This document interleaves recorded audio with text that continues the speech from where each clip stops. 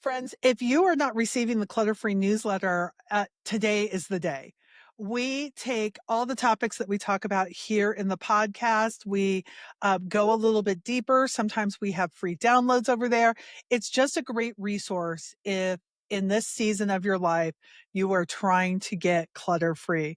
In the show notes, you'll have everything you need. There's a link in there to just click on it and we'll start showing up in your inbox with real practical help that you can use every single day.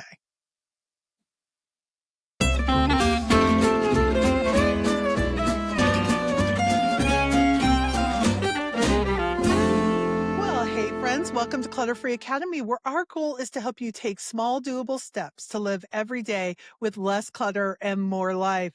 And hey, I have a very special guest today. She is the commander-in-chief of all things Clutter-Free for Life, which is our paid community.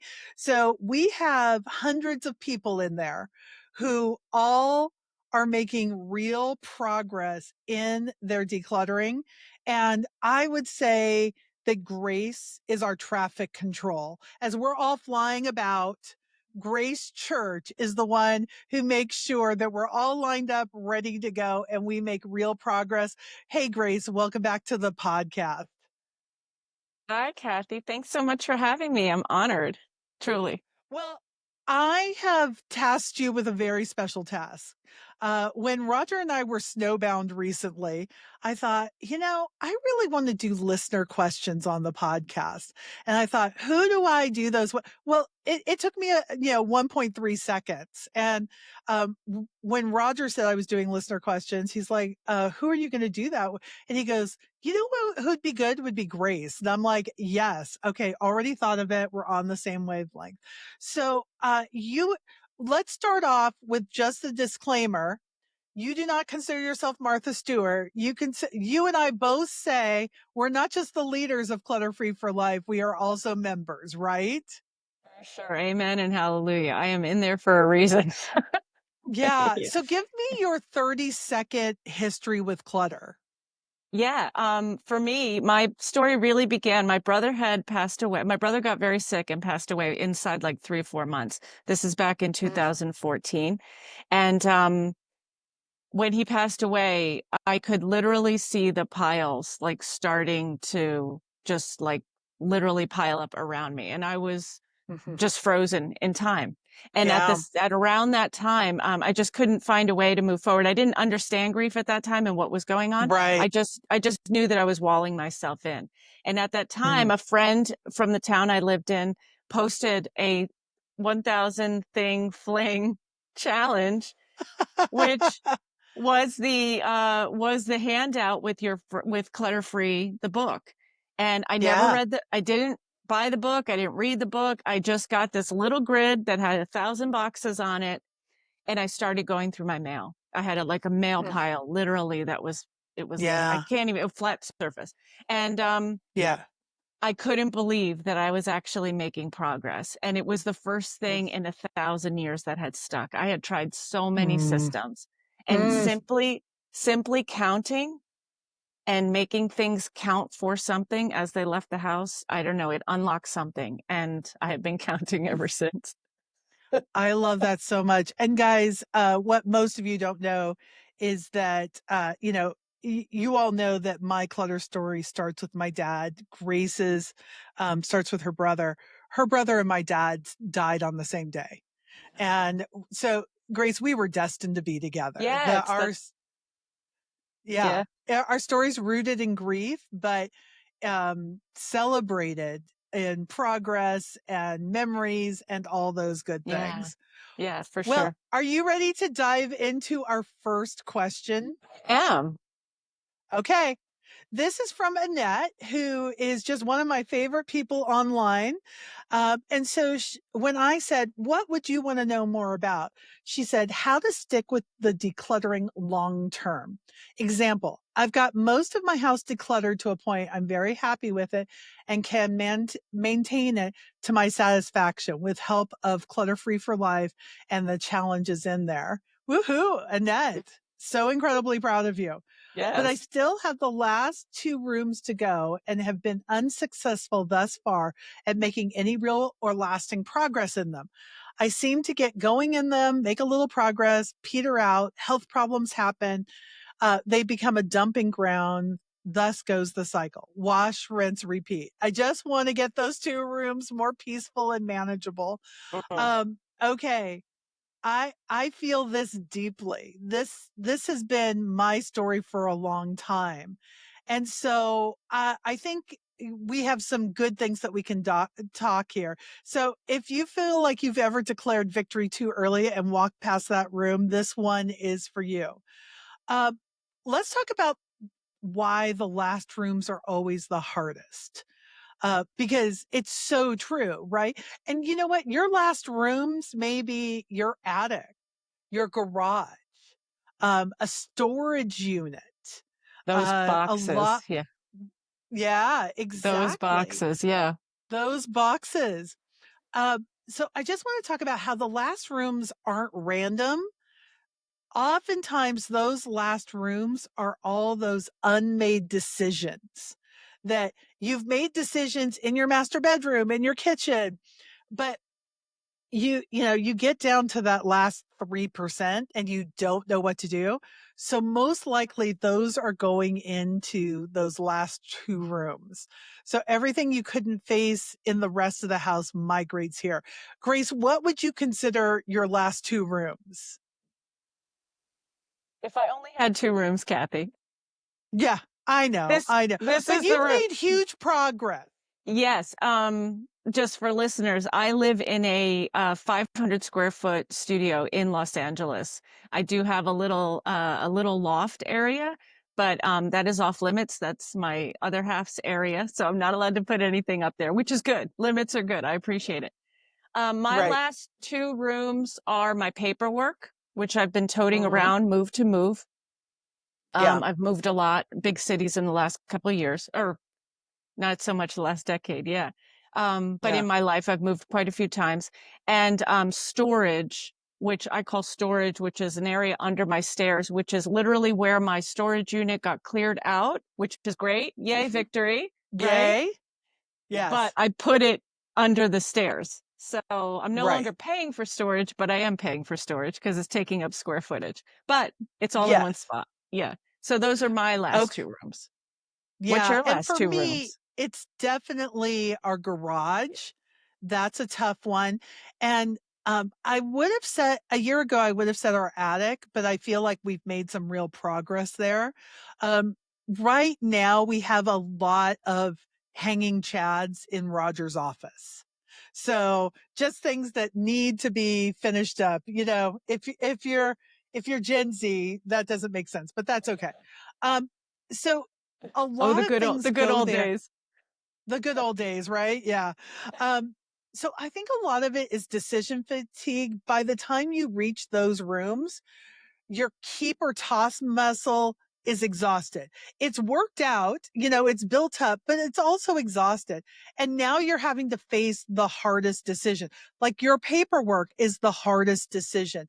I think for me, the garage, part of it is that those are decisions that I don't make on my own. Like a lot of that space is Rogers and it doesn't some of those things don't bother him as much as they bother me, and that's okay. He's the more naturally decluttered person in our life, but some of those things are just like, "Yeah, I'll find it." But I will say he can't find stuff oftentimes, and if I tried to anyway, you know what?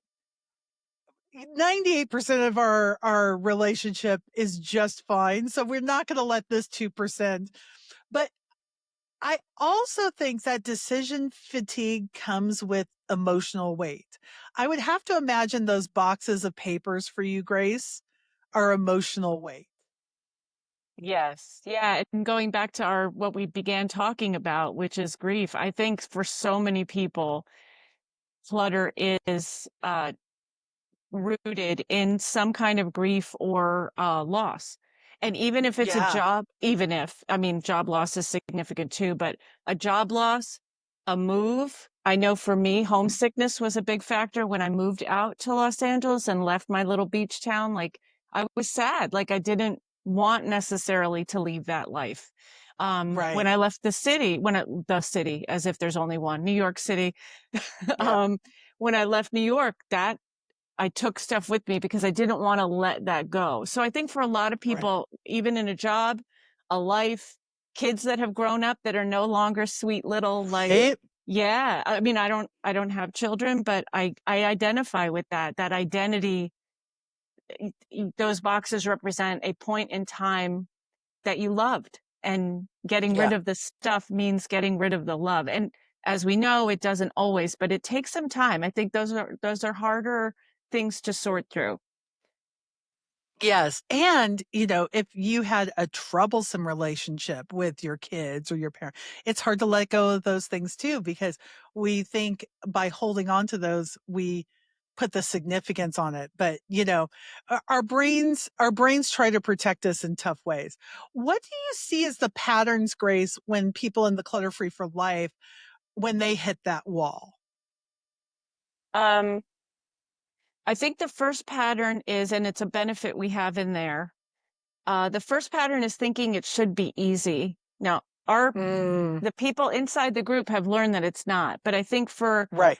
for a newcomer to the clutter-free kind of lifestyle, you're plowing through stuff and you're making all the easy decisions, and you're like, Yeah. why Which is now is great. yeah, and that's great. Ride the wave. But then Yeah. all of a sudden you hit like your high school, I don't know, something, or something from a prior relationship or something from a prior job. Your name badge from your first job that you ever got out of Yeah. college, or your folder of stuff that you took with you. And I only talking as one who knows. Um, yeah, I have a box like that. Um, yeah, you meet that and you're like, oh, I don't want to let go of that person. Like, I liked her a Right. lot. Look at how brave she Yeah. was. Look at how, and you do. So I think the first hurdle is acknowledging that these things are harder than the things that have come Yeah. before, but the effort has not been wasted. All those decisions, and we know this from science, Yeah. there's a lot of science that proves your brain is growing with every decision, every hard decision, not Right. the easy ones. The easy ones don't grow our brains in the same way, but every hard decision grows our brain.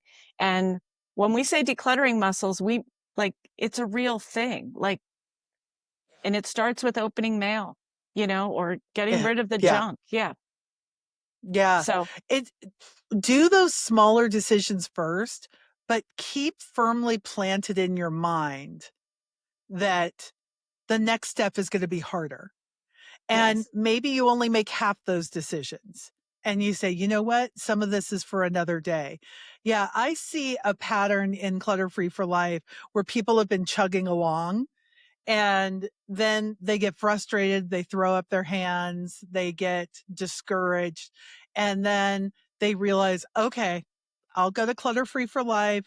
I'll post, people will encourage me, they'll give me ideas, they'll give me strategies. yeah, We also had another question from Susan. She says that she often gets off on rabbit trails, and she's wondering, do I push through, or do I go with the rabbit trail? Do I move around? And there's a term that I love, productive avoidance. It's cleaning the clean kitchen. It's moving things around on the table. It's refluffing the pillows. And so I think that sometimes when we get frustrated with a room, we move to another room that feels easier. And I think, are you moving because you want to escape the hard stuff, or do the strategy? Or is it a strategy that I'm going to move from room to room? And both of us, depending on our brains, both of these could be valid. So I'm just going to say really quickly here, friends, on this little rabbit trail, um, that I think you need a combo approach. So say you have 15 minutes that you're going to put a timer on for a room. I would say do 10 minutes of easy stuff. I'm going to throw away the things that are obviously trash, or am I really going to read that magazine? Or I need to gather up the cups in this room. but then 5 minutes of hard decisions. I think oftentimes when we're recleaning the real room, it's because we've been in there too long. We say, I'm going to do 3 hours in my bedroom until it's clean. And that's when we start refolding socks. Do you see that pattern?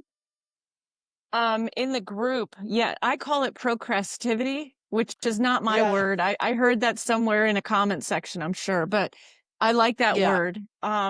Because Mhm. I feel like even when I'm avoiding the task, I'm doing another task. Like I'm not avoiding it by watching Netflix. I'm cherry picking off of my list the easier things. So Yes. if something's getting done, it's getting done, right? So Right. I just avoided a whole lot of work by getting my taxes done because my taxes were easier than the harder things, but my taxes are done. Yeah. So great, right? Right. So Yeah. yeah, I think in that case, like you said, like understanding why you're bouncing around is and again, these are the deep thinking things that we have time for in Clutter Free for Life because you're in a hive mind of people who are all doing it and focused on it. Yeah. Um, just understanding the why, pausing for a moment and why am I moving is important. Acknowledging, just like the hard stuff, those last two rooms, acknowledging that this is the reality. It is harder. Acknowledging Yeah. I am bouncing around for a reason, stopping and sitting with that. What is my reason? Asking Right. yourself, yeah, like as if you had a friend in the room, asking the things that you would ask your friend. Like, well, why are we bouncing around? Oh, I'm just tired of this. Okay, well, then you need novelty serves a lot of ADH or ADH adjacent Yeah. brains. Novelty is good because it fuels the ADHD mind. So maybe Right. moving is a strategy, like you said. I Yeah. would just say if you're avoiding, make sure you're avoiding by doing something productive. Not that Yeah. So productive here, is an idol, but it feels good at right. the end We of the don't, day. but if clutter is a real problem and it's keeping you from the life you want, you need to be making progress on that. Okay. Mm. We're going to take a quick break. And when we come back, um, I want to give you some real practical things that you can do when you just feel like you can't push through. We'll be right back. Friends, Clutter-Free Academy is sponsored by listeners like you. And let me just say to everybody, whether you've donated $5, you are a monthly contributor. We had somebody who donated recently $250 because they believed in this. And can I just tell you, that keeps our team going. It lets us be able to bring on guests that we love. It lets us support our communities. So if you would like to partner with this podcast, uh, let me give you the link. It's Kathi, Kathi.link/coffee. We'll also have that in the show notes. Kathi.link/coffee.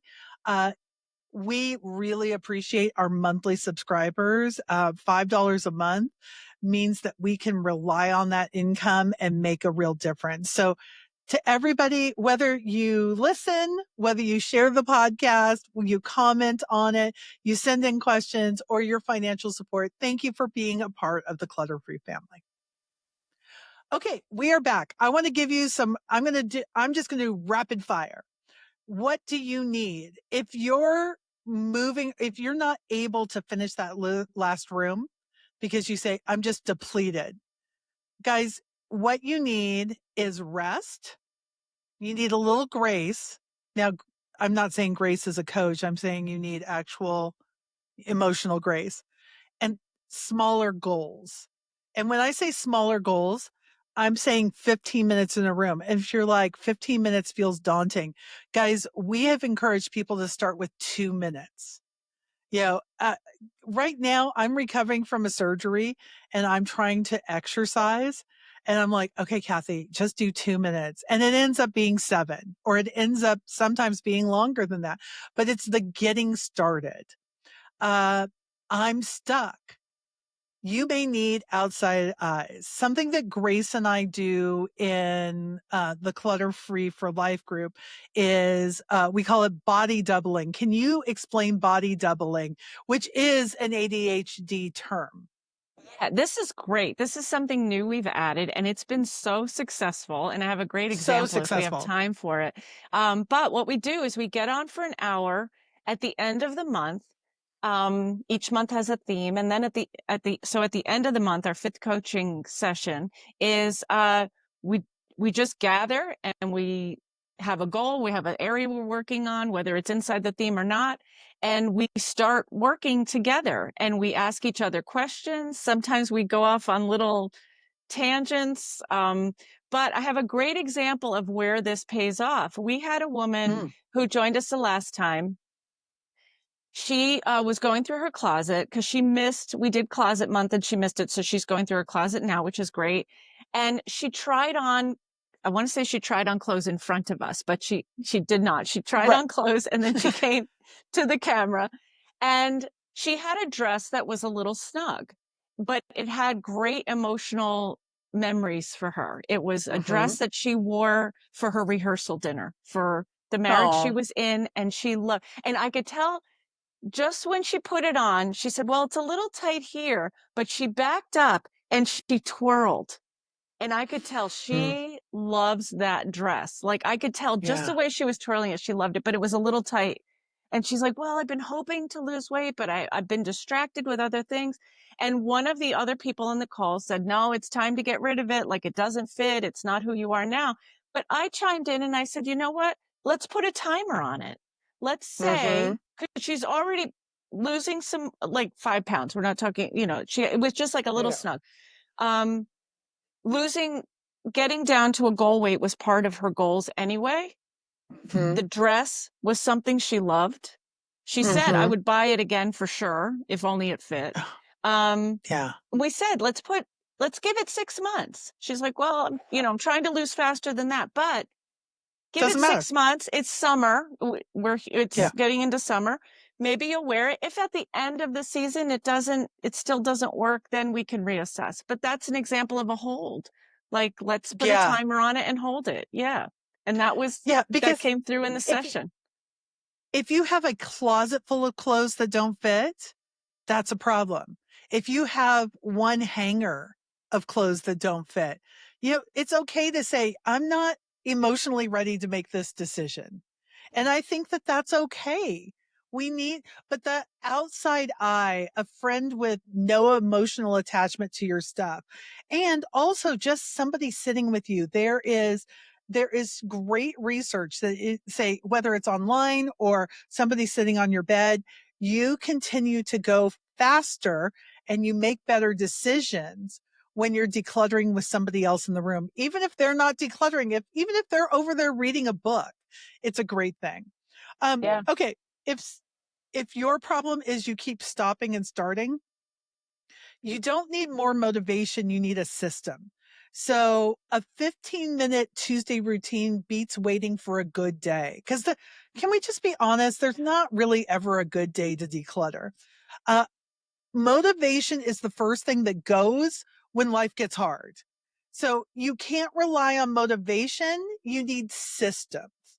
Uh, what is there a small system that has worked for you on hard days, Grace? Anything Y- that we've taught or yes. you've come up with on your own? Yeah, go for it. Yes. Minimum basic, like Minimum viable. minimum basic Oh, stuff. So I don't know what to call it, yes. but everybody talks about the ABC plan, which is, the A being your best day and B being the next best day and C being like, Uh-huh.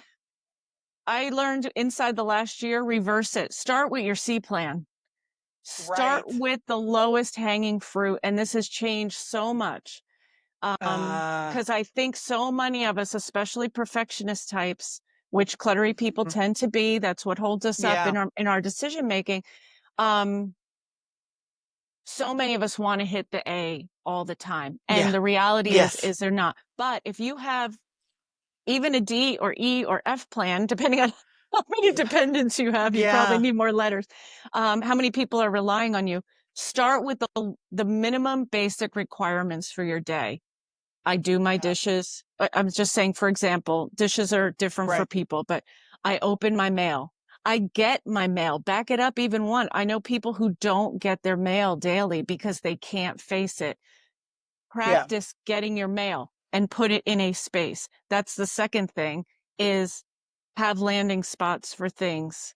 We've talked about this recently. As a small system, my mail always goes here.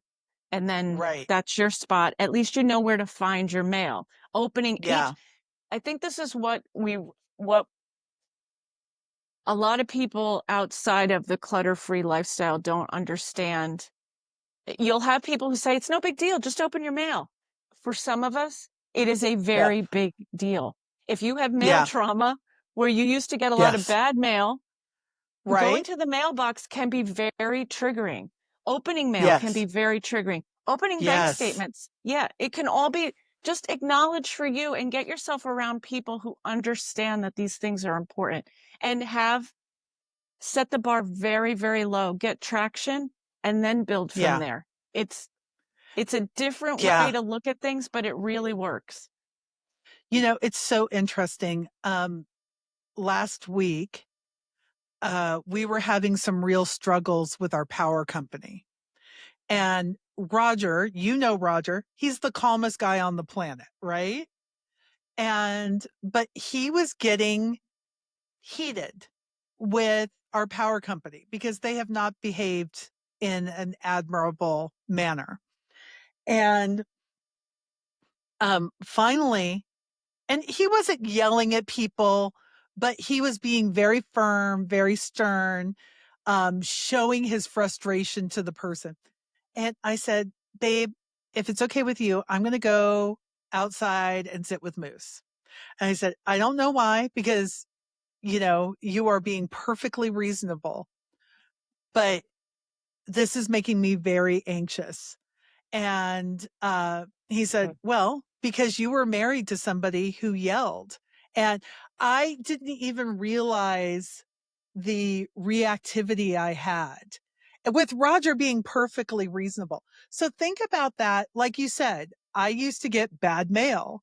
Mail is sometimes hard for me. So knowing that, and, can you sit down with your partner and say, hey, can we open the mail together? Because this is really hard for me. Or calling a friend and saying, hey, I just need you on the phone while we're doing this. And I think that that is a beautiful system. I want to give you guys permission to call it done if you need to. Done is functional and peaceful, not Pinterest. Okay. Done enough means you can find what you need. You're not embarrassed by the room. It doesn't drain you when you walk in. Maybe the room is fine and the closet, like right now in one of our extra bedrooms, I have a lot of clothes in that closet. I'm not embarrassed by it because it's all closed off. Do I want to keep it like that? No, but it's just, I'm on the path, right? This is the path. Um, s- Oftentimes, like you mentioned, Grace, perfectionism is a key component of us cluttery people. We are perfectionists. You're like, I'm not a perfectionist. You used to see my house. Well, oftentimes we're saying, I can't do something until I can do it right. And that's the final roadblock. So don't let your perfect vision block your 80%. 80% is functional. It's good. I'm not embarrassed by it. Um, and guys, we've talked a lot about the Clutter Free for Life group. I'm going to put a link to that in the show notes. We often, we're not here for a heavy sales pitch, but here's the thing, friends. If this is an area that if clutter is impeding other areas of your life, you can find freedom. I mean, Grace started to find freedom even before we had this group together. I also want to say, if this is not the right time for you, we do have our free group, Clutter-Free Academy. And we're going to be putting a post in the Clutter-Free Academy group today that just says, hey, um, set a 10-minute timer and report back. It's our own little buddy system. Grace, what is one thing you think that people should keep in mind during that 10 or 15 minutes that they're going to set it. Let's say 15 minutes. We're a 15-minute group. We're not a 10-minute group. We're a 15-minute group. What's something they should keep in mind when they're in one of those last two rooms and they're doing something for 15 minutes? I have two thoughts, and the first Okay. is lower the bar. Do Yeah. one. We did this in the other group, in the smaller group during a body doubling session. Pick up one item and process it. What purpose does it serve? Why are you holding it? Think about the one item, because that whole room is filled, especially a doom room like that. Yeah. A doom room, the whole room is filled with one item. Yeah. So I would say lower, you know, I never thought I'd be the person to say this, but lower the bar and do one Yes. item. See if you can come to terms with one item, and then do the next item, and then do the next Yeah. item. And the reason we want that is because we don't want you spending your vacation, which I have done, decluttering. We want you to spend your vacations Yeah. vacationing and your weekends Right. weekending. Yeah. Yeah. So I don't save love it. that. Yeah. Don't save it for your days off. Do one decision at a time. Yeah. And my contribution to this is don't approach it as a room. Find, you know, 1 foot by 1 foot by 1 foot. And what can I get done in that 1 foot? Because just as it's made up of one items, your room is made up of 1 foot. Foot. I know that's bad grammar, but you know what I mean.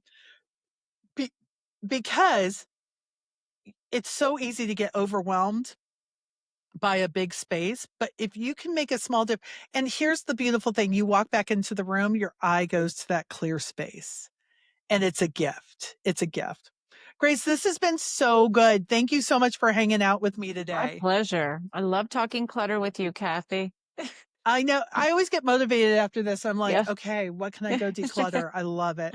And friends, thank you for being here. We want your lives to be better. We want your homes to be better. We want your homes to rise up and meet you. You've been listening to Clutter-Free Academy. I'm Kathi Lipp. Now, go create the clutter-free life you've always wanted to live.